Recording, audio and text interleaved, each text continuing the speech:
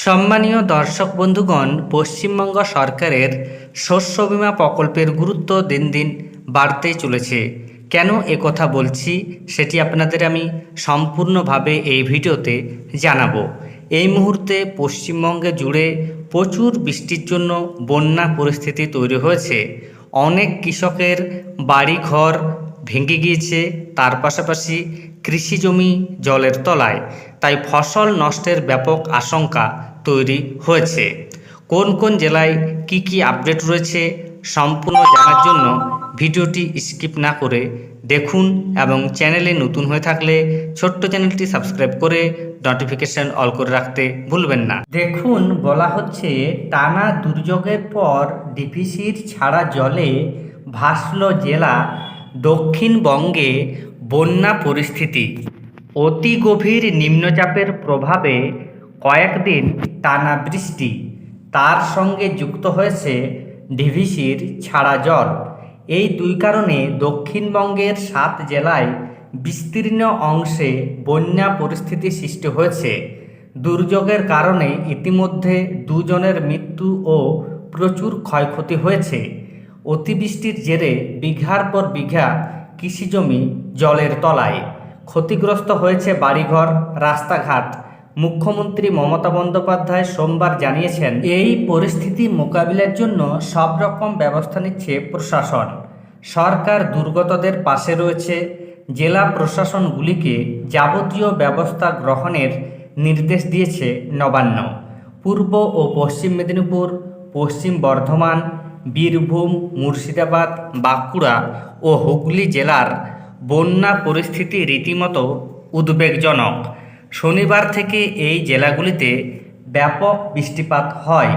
সোমবার সন্ধ্যার পর নিম্নচাপটি ঝাড়খণ্ডের উপর সরে গেলেও এ রাজ্যের পশ্চিমাঞ্চলের জেলাগুলিতে দিনভর প্রচুর বৃষ্টি হয়েছে। অজয়, দামোদর, কংসাবতী, কেলেঘাই, দ্বারকেশ্বরী, গন্ধেশ্বরী, দ্বারকা, কুয়ো নদী ফুঁসছে।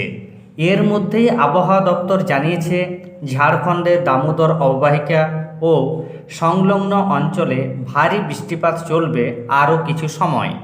এই পূর্বাভাসও উদ্বেগ বাড়াচ্ছে দক্ষিণবঙ্গের, কারণ ডিভিসির আওতাধীন মাইথন পাঞ্চেত বাঁধ থেকে জল ছাড়ার হার 26,000 কিউসেক থেকে বাড়িয়ে এদিন 46,000 কিউসেক করা হয়েছে।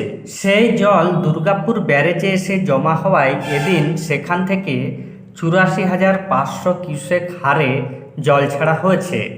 ঝাড়খণ্ডে দামোদর অববাহিকায় আরও বেশি বৃষ্টি হলে ডিভিসি জল ছাড়ার পরিমাণ বাড়াতে বাধ্য হবে।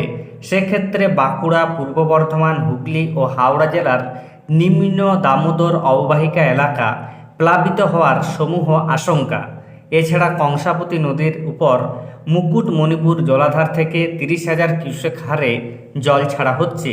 সেচ দপ্তর সূত্রে পাওয়া পরিসংখ্যানে দেখা যাচ্ছে, সোমবারে মাইথন, পাঞ্চেত, মুকুটমণিপুর, মেসেঞ্জার, তেনুঘাট, চান্ডিল বাঁধের জলস্তর সর্বোচ্চ ধারণ ক্ষমতার কাছাকাছি চলে আসে। এদিকে দুর্যোগের জেরে পশ্চিম বর্ধমানের রানীগঞ্জে দেওয়াল চাপা পড়ে এক ব্যক্তির মৃত্যু হয়েছে। বীরভূমেও দেওয়াল চাপা পড়ে এক মহিলা মারা গিয়েছেন। এই জেলাতে 150-র বেশি মাটির বাড়ি পুরোপুরি ভেঙে গিয়েছে। সতীপীঠ কঙ্কালী তলার মন্দির প্রাঙ্গণও 1 কোমর জলের নিচে চলে গিয়েছে। তারাপীঠ শ্মশান জলমগ্ন হয়ে পড়ায় সপ্তাহ বন্ধ রাখতে হয় এদিন। পশ্চিম মেদিনীপুরের ঘাটালের বন্যা পরিস্থিতি রীতিমতো উদ্বেগজনক। মুর্শিদাবাদে নদীর জলস্তর বৃদ্ধির পাশাপাশি বাসিন্দাদের মধ্যে ভাঙনের আশঙ্কা চেপে বসেছে।